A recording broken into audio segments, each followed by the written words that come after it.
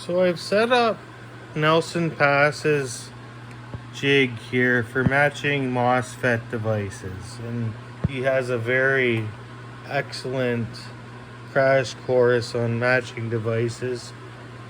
He doesn't go into extremes on how you should mount the parts, though I figure to keep them off of the table and try to heat sink them as much as possible to try to keep them at air temperature for the measurements that you take.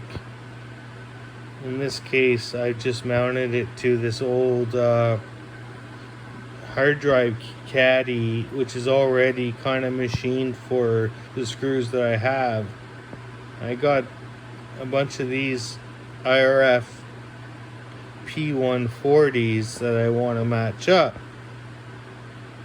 So what I noticed is starting, I don't know what this is, I don't know what I'm seeing, but at 2.1 millivolts is seen on a cold start on a lot of these FETs that I measured.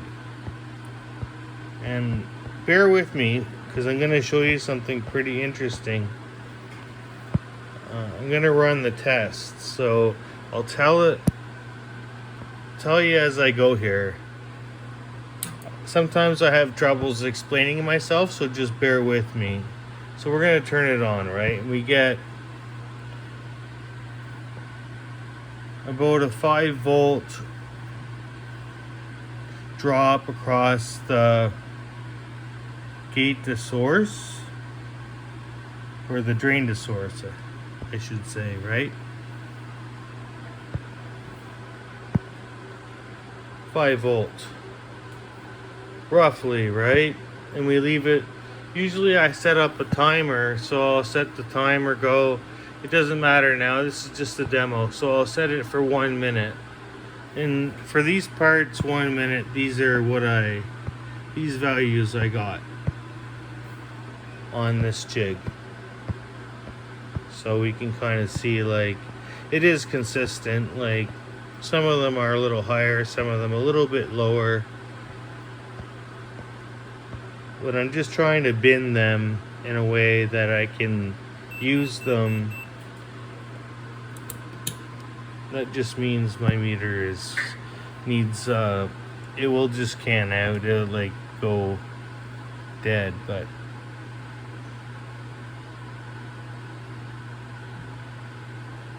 so we're at 5 volts or so.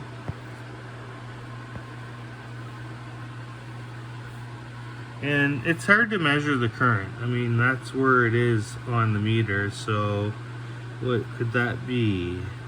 Each bar is what?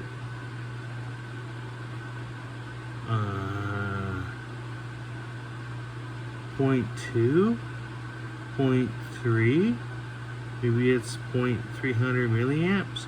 So I have the resistor I'm using is this 10 watt 47 ohm resistor. So after just over a minute, because it's been on for that long, it's around 5 volts. Maybe the increments, I wish I had a digital one, but could be more like 0.1, 0.2, 0.3, 0.4, 0.5. Maybe it's 0.2 increments. Anyways, it's not important for this test. I wanted to show you something. And I think it relates to the capacitance of the circuit. When I turn this off, so we're at 2 minutes, and you know, it's fairly stable. It's not going like bonkers, changing its VGS reading, right? Still stable. Let's turn off the supply. Now watch what happens.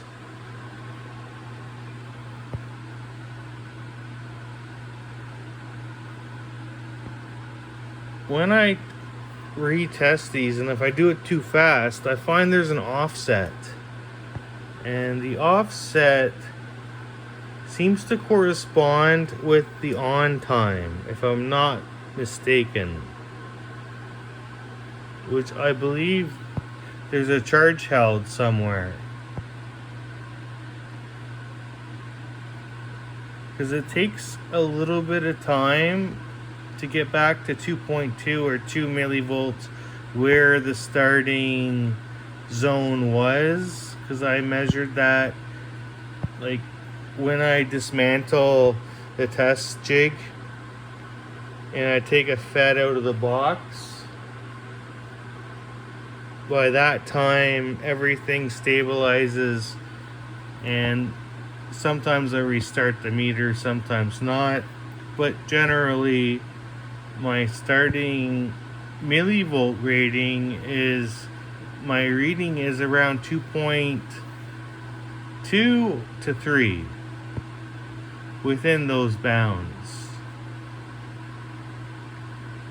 What I notice now is, like, when I slowly discharge everything here, I see it discharging, and I don't understand the phenomenon well enough. What's actually happening here? Because there's actually, I thought maybe there was leakage here somewhere, leakage in the supply through the power switch. I thought, okay, well, there's power being fed back, or it's draining off the supply, but I think it's different than that. Based on how I've hooked everything up, I can consistently reproduce this.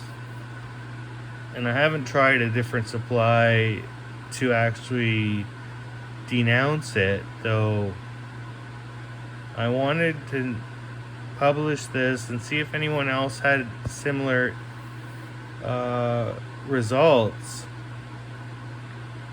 Because if you just pop in another FET, and you do it at a time when this value is high, you're gonna get more of an offset than if you just wait for it to stabilize, right?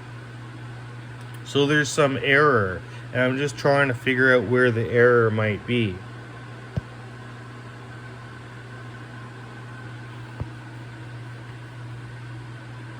Still, it's not where it was. It's about twice as high as where it usually is. And I kind of, maybe if I touch this here, I can get it to drain. I thought maybe, okay, the FET has, these have some kind of capacitance built into them in the die, 2500 picofarads or some value like that. But I can't discharge it just by touching or fondling it. I wonder if it's temperature related. Anyways, if you guys know, I'm really curious. It's not outlined in here, and I don't even know if it makes a difference in his talks here. His modus operandi. But he has a very good write-up on trying to pair up FETs or match them up. I do have some that I've done the same way. I usually give them a minute on this jig. You have to kind of keep, I understand, you have to keep the temperature, the ambient temperature is the same, the test setup's the same, power supply voltage is the same. So if you can keep everything the same, you can try to get a matched up set of parts. You can try to, I have probably 25 or 30 of these IRFP240s and probably 100 of them in a box somewhere. I'm just trying to go through and pair them up. So I don't know if there's anything I'm doing wrong, or if I should wait for this to stabilize, because now it's going, see, it's dwindled down quite a bit. Usually when it starts, it's around 0.22 millivolts. So there's some kind of voltage coming from somewhere. And I don't actually get it because the supply's off. There's a charge held somewhere. Thanks for watching, and I'm all ears at this point. Thanks very much.